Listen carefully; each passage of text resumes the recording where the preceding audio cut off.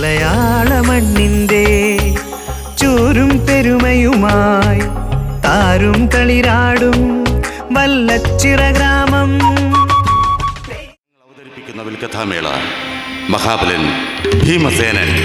യുദ്ധം കഴിഞ്ഞു കബന്ധങ്ങൾ ചവിട്ടിക്കടന്നു കണ്ണീരുവറ്റാത്ത വിധവകൾ കുട്ടികൾ ബന്ധുമിത്രാദികൾ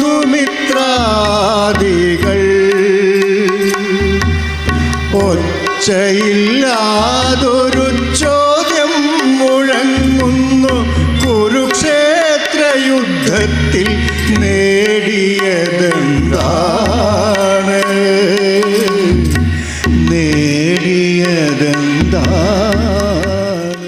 1972 ആണ് ആദ്യമായിട്ട് ഓണം കാണാൻ പോകുന്നത്. അതിൻ്റെ ഒരു പ്രത്യേകത എന്താണെന്ന് വെച്ച് കഴിഞ്ഞാൽ Pallissery victory arts and sports ക്ലബിൻ്റെ 5ാമത്തെ കപ്പ് നേടുന്നുള്ളൊരു ആ വർഷമാണ് അത്. 4 കൊല്ലം അവർ തുടർച്ചയായിട്ട് നേടിയിട്ട് അന്നത്തെ അവരുടെ മാർച്ച് ഫെസ്റ്റ്. അപ്പം അന്ന് ഓണത്തിനാണല്ലോ സ്പോർട്സൊക്കെ നടക്കുക. സ്പോർട്സിൻ്റെ ഓണത്തിനാണ് മാർച്ച് ഫെസ്റ്റ്. അത് കഴിഞ്ഞാൽ ഓട്ടം ഒക്കെ ഉണ്ടാവാറുണ്ട്. ആ ഓണത്തിന് അവരുടെ മാർച്ച് ഫെസ്റ്റാണ് എപ്പോഴും നമുക്ക് മനസ്സിൽ നിൽക്കുന്ന ഒരു ഇത്. നല്ല ട്രാക്ക് സൂട്ടൊക്കെ മാറി ഒരു മഞ്ഞ കളറാണെന്ന് തോന്നുന്നു, മഞ്ഞ നീലിയാണെന്ന് അറിഞ്ഞൂടാ. ഒരു നല്ല ലുക്കായിരുന്നു അവരുടെ മാർച്ച് ഫെസ്റ്റൊക്കെ. അന്നപ്പോൾ ഞാനൊരു അപ്പോൾ എനിക്കൊരു 8 വയസ്സ് 9 വയസ്സ് ആ റേഞ്ചാണ്. അന്ന് അങ്ങനെ ചെറുതായി ആ ചാത്തോടം സെൻറ്ററിൽ ആ ഇത് നടക്കുമ്പോൾ ഒക്കെ ഇങ്ങനെ നോക്കുമ്പോൾ നല്ലൊരു മനസ്സിൽ തട്ടിയൊരു അതും ഇപ്പോഴും മറന്നിട്ടില്ല ഞാൻ. എന്തിനു വേണ്ടിയായിരുന്നു ഈ ഭാരത യുദ്ധം? സ്വയം മരണപാത തിരഞ്ഞെടുക്കുന്നതിനും. ഭീമസേനൻ്റെ ഉള്ളിൽ അമർഷവും അപകർഷവും നുരഞ്ഞു പൊന്തി. അയാൾക്ക് മുന്നിൽ നടക്കുന്ന യുധിഷ്ഠിരനെ നോക്കി, ഹോ, നടക്കുകയാണല്ലോ ധർമ്മജൻ മരണബിന്ദുവിലേക്ക്. യുദ്ധത്തിനെന്താണ് നീതി അനീതി, യുദ്ധം ജയിക്കണമെന്നത്ര നീതി. യുദ്ധത്തിനെന്താണ് നീതി അനീതി, യുദ്ധം ജയിക്കണമെന്നത്ര നീതി. കൂടെ പിറപ്പിനെ കൊല്ലാം, ഗുരുവിനെ കൊല്ലാം, കരുണ കൂടാതിനെ കൊല്ലാം പിതൃക്കളെ, കരുണ കൂടാതിനെ കൊല്ലാം പിതൃക്കളെ. പിന്നെ ആദ്യമായിട്ട് പങ്കെടുക്കുന്നത് ജൂനിയറിൽ. അപ്പോൾ ഹൈറ്റ് അനുസരിച്ചുണ്ടല്ലോ, നമ്മുടെ ചാർലി ചാപ്ലിൻ, നമ്മുടെ പ്രകാശ് ചേട്ടനാണ് വിളിച്ചിട്ട് നമ്മൾ അവിടെ ആരെ പിള്ളേരൊക്കെ കണ്ടാലും ആളെ ക്ലബ്ബിൽ കയറാം. അന്നാണ് ആദ്യമായിട്ട് ഞാൻ ഓടണേ ചെറുപ്പത്തിൽ. അപ്പോൾ ഒരു 3rd പ്രൈസൊക്കെയാണ് കിട്ടിയ എനിക്ക് ജൂനിയറിലൊക്കെ വിടുമ്പോൾ. 2ാമത്തെ കൊല്ലം ഓടി, അപ്പോൾ 2nd കിട്ടി. ഞാൻ നമ്മുടെ CP അശോകനൊക്കെ ഓടിയായിരുന്നു. CP അശോകനാണ് അന്ന് ഫസ്റ്റ്, ഞാൻ 2nd അന്ന്. ധനുർവിദ്യ പാരംഗതനായ ആചാര്യരെ, അങ്ങേക്ക് നമസ്കാരം. ഞാൻ ഏകലവ്യനെന്ന നിഷാദപുത്രനാണ്. ധനുർവിദ്യ അഭ്യസിക്കുവാൻ അടിയനൊരു മോഹം ഉദിച്ചിരിക്കുന്നു. അങ്ങ് കനിഞ്ഞനുഗ്രഹിച്ച് എന്നെ അവിടുത്തെ ശിഷ്യനായി സ്വീകരിക്കണം. കാട്ടാള യുവാവിൻ്റെ അപേക്ഷ കേട്ട് ദ്രോണർ പൊട്ടിച്ചിരിച്ചു. അല്ലയോ മഠയ, ശസ്ത്രവിദ്യ ക്ഷത്രിയന്മാർക്ക് മാത്രം വിധിച്ചിട്ടുള്ളതാണ്. നീചജാതിയായ നീ വിദ്യ അഭ്യസിക്കുകയോ? ഇത്ര കടുത്ത വേദനിഷേധം ചൊല്ലാൻ നിനക്കെങ്ങനെ ധൈര്യം വന്നു? വിഡ്ഢിയായ കാട്ടാള, പോകൂ ഇവിടെ നിന്ന്. ദ്രോണരുടെ പരിഹാസവാക്കുകൾ ഏകലവ്യൻ്റെ ഹൃദയത്തിൽ മുറിവുകൾ വീഴ്ത്തി. അയാൾ കടുത്ത നൈരാശ്യത്തോടെ രാജധാനിയിൽ നിന്ന് കാട്ടിലേക്ക് മടങ്ങി. ഏകലവ്യൻ കാട്ടിലെത്തി സവർണകുലം തനിക്ക് നിഷേധിച്ച വിദ്യ കൈവശപ്പെടുത്തുവാൻ തന്നെ അവൻ തീരുമാനിച്ചു. കളിമണ്ണു കൊണ്ടൊരു രൂപം തീർത്തു അവൻ ദ്രോണഗുരുവിൻ്റെ രൂപം തീർത്തു. കളിമണ്ണു കൊണ്ടൊരു രൂപം തീർത്തു അവൻ ദ്രോണഗുരുവിൻ്റെ രൂപം തീർത്തു. ഗുരുപൂജ ചെയ്തവൻ മാനസത്തിൽ, ഗുരുത്വമൊടേന്തിയ ചാപം കയ്യിൽ. ഗുരുപൂജ ചെയ്തവൻ മാനസത്തിൽ, ഗുരുത്വമൊടേന്തിയ ചാപം കയ്യിൽ. ഇതിലെന്താ നമുക്കൊരു ദുഃഖം എന്ന് വെച്ചാൽ, ഇത്രയൊക്കെ നമ്മൾ ചെയ്തിട്ട് ഒരു സ്കൂൾ മത്സരത്തിൽ നമ്മളെ കൊണ്ടുപോയിട്ടില്ല. സ്കൂളിലൊക്കെ നമ്മളായിരുന്നു എല്ലാത്തിലും ടോപ്പ്. പക്ഷേ ഒരു പുറത്തുള്ള ഒരു മത്സരത്തിന്, സ്കൂളിൻ്റെ കോമ്പറ്റീഷന് വല്ലച്ചിറയിൽ നിന്ന് കൊണ്ടുപോയിട്ടില്ല. അത് കഴിഞ്ഞാൽ 10 വരെ ചേർപ്പിൽ SCNL പഠിക്കുമ്പോൾ അവിടെയും കൊണ്ടുപോയിട്ടില്ല. പക്ഷെ അന്നൊക്കെ ഓടിക്കൊണ്ടിരുന്നത്. ഇപ്പോൾ അത് ഓണത്തിൻ്റെ ഒരു സ്പെഷ്യലാണ്. പിന്നെ ഓട്ടം മാത്രമല്ല, അന്ന് സ്പോർട്സ് എന്ന് പറഞ്ഞാൽ ആ കാലാവസ്ഥയ്ക്ക് അനുസരിച്ചുള്ള എല്ലാ സ്പോർട്സുകളും ചെയ്തുകൊണ്ടിരുന്നു. Football, cricket, volleyball, shuttle bat, സകല സ്പോർട്സും ഞങ്ങൾ കണ്ടിന്യൂ ചെയ്തായിരുന്നു. നമ്മൾ ഡെയിലി കാലത്ത് ഞങ്ങൾ ഓടും. ഗുരുദേവന്റെ ആവശ്യം കേട്ടപ്പോൾ ഏകലവൻ ഞെട്ടിത്തെറിച്ചു. എന്ത് വലം കൈയിലെ പെരുവിരലോ ഗുരുദക്ഷിണ, എന്തൊരു കൊടും ചതി! ഒരു ഉപാസന പോലെ താനെ കൈവരിച്ച വിദ്യ കവർന്നെടുക്കുന്ന നീതിശാസ്ത്രത്തെക്കുറിച്ച് ഓർത്തപ്പോൾ ഏകലവ്യന് കണ്ണീരടക്കാൻ കഴിഞ്ഞില്ല. എങ്കിലും ഗുരുപ്രീതി വരുത്തേണ്ടത് ശിഷ്യന്റെ കടമയാണ്. ആവശ്യപ്പെടുന്നത് അഭ്യസിച്ച വിദ്യയാണെങ്കിലും നൽകാതെ നിവർത്തിയില്ലല്ലോ. പാണീതൻ പെരുവിരൽ ദക്ഷിണയാചിച്ചു നിൽക്കുന്നീതാരൻ്റെ ക്രൂരത മുന്നിൽ.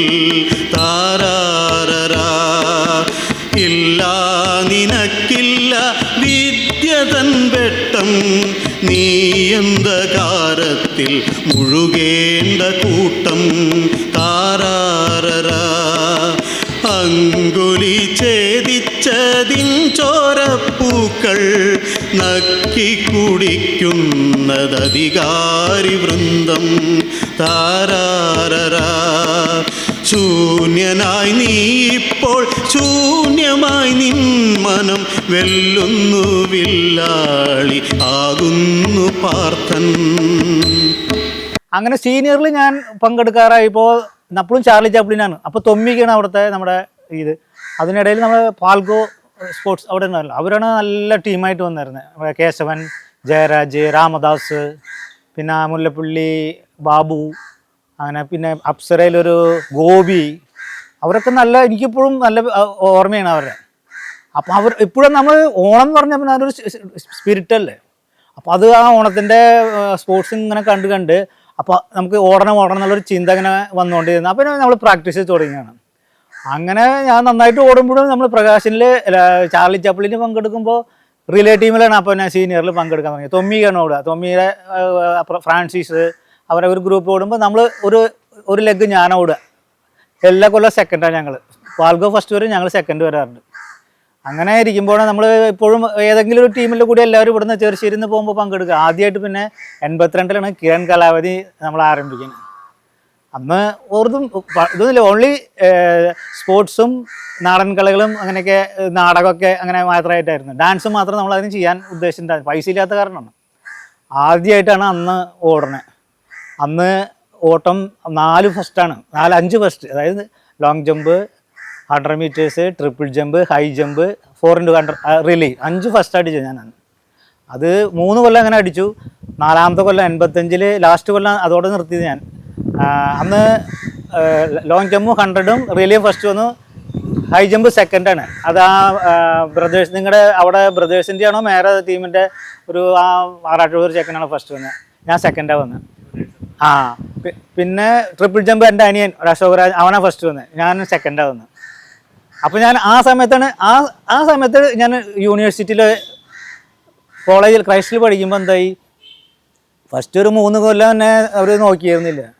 പിന്നെ അവിടെ സ്പോർട്സ് നടക്കുന്നുണ്ടായിരുന്നില്ല. അപ്പോൾ അവർ പറയും വല്ല ഇൻ്റർനാഷണൽ താരങ്ങളായിരുന്നു നമ്മുടെ കോളേജിൽ പഠിച്ചിരുന്നത്. ഒരു 4 പേര് ഇന്ത്യൻ റെപ്രസെൻ്റ് ചെയ്ത ആൾക്കാരൊക്കെ ഉണ്ട്. നമ്മളെ പോയി അവർ ചേർക്കില്ല. അങ്ങനെ ഒരു ദിവസം ഞാൻ തന്നെ നമ്മുടെ പേരിൽ തൃശ്ശൂരിൽ പോയി ഡിസ്ട്രിക്ട് മത്സരത്തിൽ പങ്കെടുക്കുക. ഡിസ്ട്രിക്ട് മത്സരത്തിൽ പങ്കെടുത്ത് ഒരു പ്രാവശ്യം നമ്മളെ കുറേ കളിയാക്കിയ ആൾക്കാർ എന്താണ് പങ്കെടുക്കുന്നത്. പക്ഷെ നമുക്ക് അറിയില്ല ഏതാ ഓടേണ്ടതെന്നാണ്. പിന്നെ ഞാനൊരു പ്രാവശ്യം കോളേജിൽ ഫസ്റ്റ് മീറ്റ് നടത്തുമ്പോൾ ഞാനാണ് ഫസ്റ്റ് പറഞ്ഞത്. അപ്പോഴാണ് ആദ്യമായിട്ട് അവർ പോണത്. അങ്ങനെ ഞാൻ പിന്നെ കുറച്ചുകൂടി കോൺസെൻട്രേറ്റ് അങ്ങനെ ഒരു യൂണിവേഴ്സിറ്റി ക്യാമ്പിൽ പോയിട്ടോ എനിക്ക് നല്ലൊരു കോച്ചിങ് കിട്ടി. ആ കൊല്ലം ഞാൻ ഇൻ്റർ യൂണിവേഴ്സിറ്റി പോയി സെലക്റ്റായി. ഒരു സിൽവർ മെഡൽ കിട്ടി ഞങ്ങൾക്ക്, ഞങ്ങളുടെ 4x100 മീറ്റേഴ്സിൽ. ഞാനും അതിൽ ഒരു അംഗമായിരുന്നു. ആ കൊല്ലം 85-ൽ ജനുവരിയിൽ യൂണിവേഴ്സിറ്റി മീറ്റ് ഞങ്ങളുടെ ക്രൈസ്റ്റ് കോളേജിൽ നടക്കുമ്പോൾ അതുവരെ എത്ര കൊല്ലം പഴക്കമുള്ളൊരു റെക്കോർഡ് ഞാൻ ബ്രേക്ക് ചെയ്യാണ്. 10.9 സെക്കൻഡ്സിൽ ഓടിയിട്ട് ഞങ്ങൾ റെക്കോർഡ് ഇട്ടു. ആ റെക്കോർഡ് ഒരു 20 കൊല്ലം അങ്ങനെ കണ്ടിന്യൂസ് ആയിട്ട് ഇരുന്നു കേട്ടോ. 2004-ലാണ് അത് ബ്രേക്ക് ചെയ്തത്. അമ്മ വിളിക്കുന്നുവോ തന്നെ പിന്നിലായി, ഞെട്ടിത്തിരിഞ്ഞൊന്നു നോക്കിയതിദ്രുതം പൊങ്ങിക്കിടക്കുന്നുണ്ടാ കൊച്ചു മൺകുടം, ആലോലമാടുന്നുണ്ടാഴി തിരകളിൽ. നാടകം ഞാൻ ഒരു കൊല്ലം അഭിനയിച്ചിട്ടുണ്ട്. ഇതെല്ലാം കഴിഞ്ഞിട്ട് ഒരു കൊല്ലം അഭിനയിച്ചത് 85 ഗോതയിക്കാത്ത് എന്ന് പറഞ്ഞിട്ട്. അതും ശശിയേട്ടൻ്റെ ഒരു പ്രഷറുകാരനാണ് ഞാൻ. അല്ലെങ്കിൽ എനിക്ക് ഇൻട്രസ്റ്റ് ഇല്ലാത്തൊരു പേടിയായിരുന്നു. എന്താ അറിയാം, നമുക്ക് പറ്റുമോ എന്നുള്ളൊരു ഇതല്ലേ. ഇല്ല നീ ചെയ്യിച്ച് പറഞ്ഞിട്ട് എന്നെ കൊണ്ട് ചെയ്യിപ്പിച്ചതാണ് അത്. പിന്നെ ഇതൊക്കെ ഇത്ര നല്ല നാടൻ കലകൾ പരിപാടികളും അതൊരു തുടർച്ചയായിട്ടുള്ള പരിപാടിയായിരുന്നു. പക്ഷെ ഇതെന്താ, ഞാൻ ക്രൈസ്റ്റിൽ ജനറൽ ക്യാപ്റ്റനായിരിക്കുന്ന സമയത്ത് അവിടെ ഒരു മത്സരം നടക്കുമ്പോൾ എന്നോട് ചോദിച്ചു ഇങ്ങനെ നാടൻ കലകളെ പറ്റിയൊക്കെ. നാടൻ കലകൾ പറയുമ്പോൾ നമുക്ക് ഭയങ്കര ഇൻട്രസ്റ്റ് ആണ്, നമ്മളിവിടെ ഫുൾ ഇതിൽ പങ്കെടുക്കുന്നുണ്ട്, നല്ല അറിയാണ്. പക്ഷെ അവർക്ക് ബാബുരാജ് എന്ന് പറഞ്ഞാൽ സ്പോർട്സുകാരൻ മാത്രമേ ഉള്ളൂ, അവർക്ക് മറ്റൊന്നും അറിയില്ല. നിനക്കൊന്നും എന്താ അറിയാന്ന് പറഞ്ഞു. അവർ നമ്മളാകെ ഒരു നിരുത്സാഹപ്പെടുത്തി. പിന്നെ ഞാനും വിട്ടു. പിന്നെയാണ് അവർ അറിയുന്നത്, നമ്മൾ നമ്മുടെ വല്ലച്ചിറയെന്നാ വരുന്നത് പറഞ്ഞപ്പോഴാണ് അവർ പറഞ്ഞത്, നിങ്ങളുടെ അവിടെ അല്ലേ ഇതെന്ന് പറഞ്ഞു. ഞാൻ പറഞ്ഞു ഇനി ഞാൻ പോകില്ല, എനിക്ക് സമയമില്ല എന്ന് പറഞ്ഞു. അതായത് നമ്മളൊരു ഡിസ്കറേജ് ചെയ്തൊരു ഇൻസൾട്ട് ചെയ്യണ മാതിരി. ഇപ്പം ഞാൻ പറഞ്ഞു വേണ്ട, എനിക്ക് പറ്റില്ല, എനിക്ക് സ്പോർട്സിൻ്റെ ക്യാമ്പിനൊക്കെ പോകണം, പറ്റില്ല, വിട്ടു. ഞാൻ പറയാൻ കാരണം അറിയാം, നമുക്ക് പെട്ടെന്ന് വരുമല്ലോ നാടൻ കല, എന്ത് പറയാൻ നമുക്ക് ചെയ്യാൻ പറ്റും, നമ്മുടെ ഇവിടുന്ന് കൊണ്ടുപോകാമെന്നൊക്കെ ഞാൻ വിചാരിച്ചായിരുന്നു. അപ്പം പിന്നെ അവരുടെ ഒരു ചില ഇത് കാരണം ഞാൻ പിന്നെ അത് വിട്ടു. അപ്പം അവരൊരു ആൾക്കാരൊരു മുൻവിധി ഉണ്ടല്ലോ. ഇയാൾ പ്രിയനെ പറഞ്ഞ നാടകം സിനിമ, പ്രിയന് ചില വേറെ ഇൻട്രസ്റ്റ് ഉള്ള കളികളിൽ അത് പറ്റി ആൾക്കാർ ചിന്തിക്കുക. അതുപോലെ നമ്മൾ ഓട്ടം മാത്രമേ ഉള്ളൂ, നമ്മളെന്ന് പറഞ്ഞാൽ ഓട്ടക്കാരെന്ന് മാത്രമേ ഉള്ളൂ.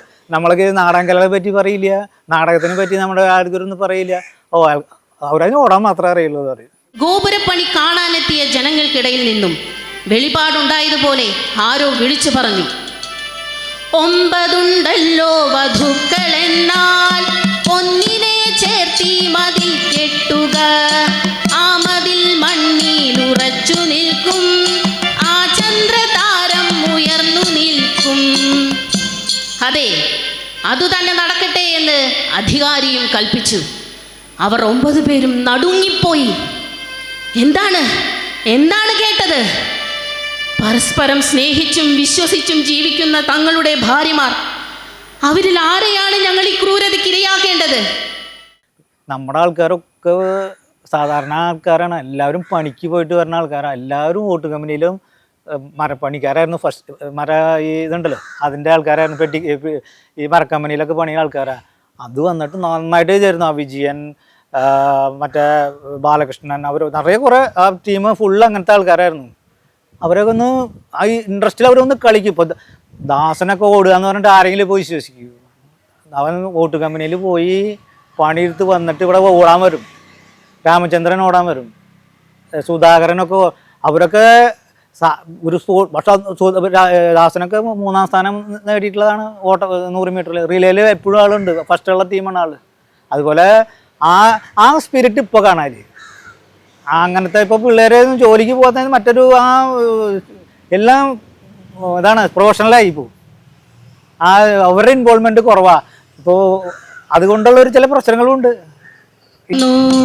9 പേരുടെ നാരിമാരോ 9ഉം ഒന്നിച്ചു വാണിരുന്നു, കല്ലുകൾ ചെത്തി പടുക്കുമാ കൈകൾക്ക് കല്ലിനേക്കാളും ഉറപ്പായിരുന്നു. ഓട്ടത്തിൽ ഞാൻ ഇപ്പം ഇങ്ങനെ കുറച്ചൊക്കെ പഠിച്ച കാരണം ഇങ്ങനെ സ്റ്റാൻഡിങ് കൗച്ച് എന്ന് പറഞ്ഞിട്ടുള്ള പൊസിഷനിൽ ഇങ്ങനെ ഇരിക്കുമ്പോഴേക്കും വിസിലടിക്കുകയാണ്. മറ്റു 3 പേര് ഓടി. ഞാൻ എന്താടോ എന്ന് പറഞ്ഞിട്ട് രാമദാസാണ് അപ്പോഴത്തെ സ്റ്റാർട്ടർ. ഞാൻ ഓടി ഫിനിഷിങ്ങിൽ എത്തുമ്പോഴേക്കും തൊമ്മി ഫസ്റ്റ് വന്നു, വർഗീസിനെ മേടിച്ച് സെക്കൻഡ് വന്ന് ഞാൻ ക്വാളിഫൈ ചെയ്തു. ആ ഓട്ടം ഒരിക്കലും ഇതുപോലെ എത്ര സ്പീഡിൽ ഓടേണ്ടി വന്നിട്ടില്ല എനിക്ക്. പിന്നെ വേറെ എവിടെയും മറ്റേ സമയത്തൊക്കെ ഫസ്റ്റ് വന്ന സമയത്ത് കൂടെ ഞാൻ അത്ര ഓടിയിട്ടുണ്ടാവില്ല. ഞാൻ നല്ല കാഷ്വലായിട്ട് ഓടാറുണ്ട്, നല്ല ഫ്രീ ആയിട്ട് ഓടാറുണ്ട്. അന്നത് പിടിച്ചല്ലെങ്കിൽ അറിയോ ക്ലബ്ബ് ഭയങ്കര പ്രശ്നമാണ്. അപ്പോൾ നമ്മുടെ ആൾക്കാർ ഈ പറഞ്ഞ മാതിരി വഴക്കൂടാനൊക്കെ പോകുന്ന ആൾക്കാരാണ്. അയാൾ രാംദാസ് റെഫറി വന്ന് എന്നോട് പറഞ്ഞു, താൻ ഓടി ക്വാളിഫൈ ചെയ്തില്ലെങ്കിൽ എന്നെ ആകെ ഓടി നാശായിക്കാനായിട്ടോ എല്ലാവരും എന്ന് പറഞ്ഞു. ഞാൻ പറഞ്ഞു എനിക്കറിയാം അതിൻ്റെ കഷ്ടം, അതുകൊണ്ട് നമ്മൾ ഓടിയേ. അല്ലെങ്കിൽ റെഫറി, നമ്മളൊരു മത്സരത്തിൽ റെഫറിയാണ് അതിൻ്റെ ചീഫ്, അയാൾ പറഞ്ഞതാണ്. അത് നമുക്കറിയാം. അത് കാരണം ഇപ്പോൾ അയാൾ പറഞ്ഞിട്ട് നമ്മൾ പോയി തല്ലുകൂടിയിട്ട് അത് മാറ്റി തരണമെന്ന് നമുക്ക് സാധിക്കില്ല. നമ്മൾ അറിയാം, സ്പോർട്സിൽ കണ്ടതല്ലേ. അപ്പോൾ അന്നോട്ടുണ്ടായിരുന്നു. അതുപോലെ നല്ലൊരു ടീം സ്പിരിറ്റ് ഉണ്ടായിരുന്നു എനിക്ക്. അതുമാതിരി ഞാൻ നമ്മുടെ കൂടെ മത്സരിക്കുന്ന ആൾക്കാർ ആണ് എൻ്റെ കൂടെ ഇപ്പോഴും. പണ്ട് നമ്മളങ്ങനെയല്ലല്ലോ, നമ്മുടെ എതിരിനെ നമ്മളായിരുന്നു അങ്ങനെയല്ലായിരുന്നു. എനിക്ക് ഏറ്റവും കൂടുതൽ ഫ്രണ്ട്സുകൾ നമ്മുടെ കൂടെ മത്സരിക്കുന്ന ആൾക്കാരാണ് എൻ്റെ ഏറ്റവും ഫ്രണ്ട്സുകൾ. ഞാൻ യൂണിവേഴ്സിറ്റി ആയാലും ശരി, എവിടെ കേരളത്തിലും തമിഴ്നാട്, നമ്മുടെ 100 മീറ്റേഴ്സ് ഞങ്ങളൊരു മത്സരം, പക്ഷേ ഞങ്ങളായിരിക്കും ഏറ്റവും കൂടുതൽ ഫ്രണ്ട്സുകൾ. ആ ഇത് കഴിഞ്ഞാൽ അതിൻ്റെ മത്സരം കഴിഞ്ഞു. അങ്ങനെയുള്ള ഒരു ഫ്രണ്ട്ഷിപ്പ് ഇപ്പോഴും നമുക്ക് കൊല്ലത്തിലുള്ള ഒരു ബെനിഫിറ്റ് അതാണ്. നമുക്ക് പണ്ടു പണ്ടേ തുടർന്നു വന്നിക്കഥ പൂർവപുണ്യമായി ഘോഷിച്ചു നമ്മളും. വിജയിയാകുന്ന വിജയന്റെ വൈഭവം ചൊല്ലിയാടിത്തിമർക്കുന്ന വർഗമേ. കാടകം പൊക്കും കാരുണ്യശക്തിയെ നിഗ്രഹിച്ചു നീ ഗൂഢമായി നീയഥ. പക്ഷപാതിത്വ തന്ത്രം ചമയ്ക്കുവാൻ എത്ര വേദത്തിൻ സാരങ്ങളോതുന്നു. ഏകലവ്യന്മാരെത്രയാണിപ്പോഴും പെരുവിരൽ തന്നെ ദക്ഷിണ നൽകുന്നു. നീചരക്തം നുണഞ്ഞു ചിരിക്കുന്നു. ആചാര്യ ദ്രോണർ നാടു മുടിക്കുന്നു.